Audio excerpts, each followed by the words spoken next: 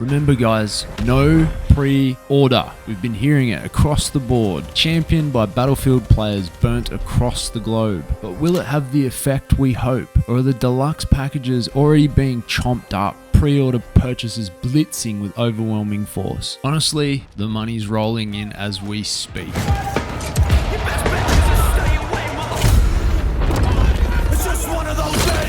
It's not the functionality of a product that sells, it's the feeling.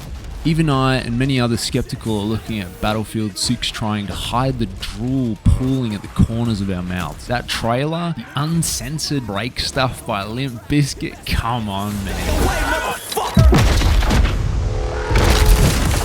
You don't have to be Gen Z or early millennial to get barred up over that almost pornographic multiplayer trailer. This is precisely why this game is selling hard right now. That and the seemingly unfazed nature of EA against the face of all the leaks put out. I am attacking myself with a throat punch. Here it comes. Block. There's a treasure trove of stuff to watch. EA gobbling up all the good faith built on their leniency. The problem is, we've seen this before. EA DICE's marketing is top notch. They know how to sell the feeling, and that's what great salesmen do. People will break en masse at the sheer spectacle of the feeling around Battlefield 6 currently. Don't feel bad if you're one of them, it's only natural.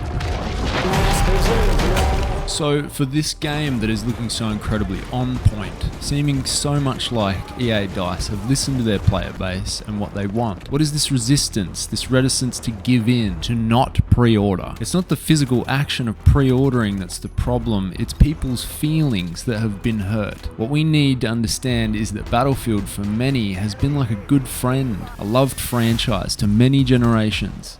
Harkening back to Battlefield Vietnam, I remember walking into Harvey Norman electronics store in Australia. There was a PC setup with Battlefield Vietnam on it, the full game, just jump in and play. I've never experienced anything quite like it. At the sprightly young age of 15, my mind was blown. The scale, the grit, the call to objective, seeing helicopters load up with teammates, real people playing the game alongside me, the rockets flying, man, it was magical. The real journey for me, interestingly, started with Battlefield 2142.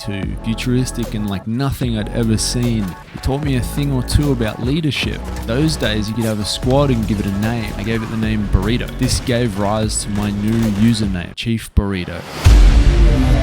Imagine such great upset for all who played and loved 2142, the potential for 2042. If only by name alone could have hinted at a return to that time. Could this be the game which gives strong precedent to the events of 2142? Would it play like 2142? Nothing. It was just a name. Supposedly there are some story links relatively linking the events of 2142, 2042, but they were drowned out by what can only be classed as complete rubbish. They stole from us the feeling of Battlefield. They stole our sense of purpose in classes to become strange, wacky characters.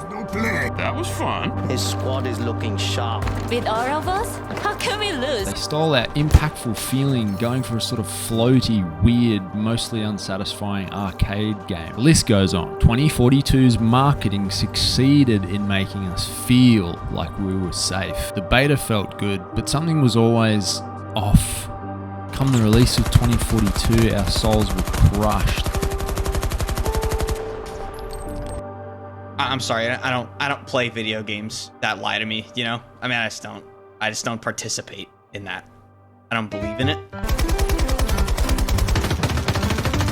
You are correct, bro.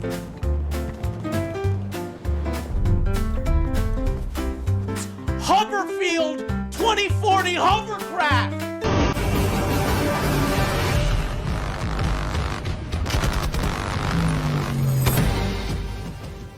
This might not apply to all and could cause polarity of opinion for those who happen to enjoy it, but it would seem a more objective reality that the Battlefield fans, this game was an insult beyond insult to the people that matter, the original target audience. So we go back to a better time, when things were great. We would feel the satisfaction of doing our part on the battlefield. We felt the impact and fire. We yearned to feel those things again, delivered to us by the only people with the capacity to do so in a future title.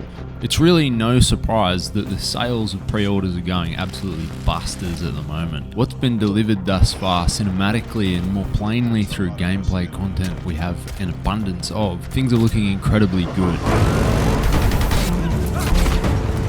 I join the masses in agreeing this Battlefield title is ticking all the boxes, provided this beta goes off like an atomic bomb. And I mean, let's face it, for Battlefield this time around it absolutely has to, then more and more people are going to break their vows of pre-order celibacy. It's entirely up to the individual to choose how they spend their money, and they absolutely will. And the incredible wave of comments and voices strictly against giving this company money before they have actually proven themselves is there has been many missteps by the infamously worst company in the world.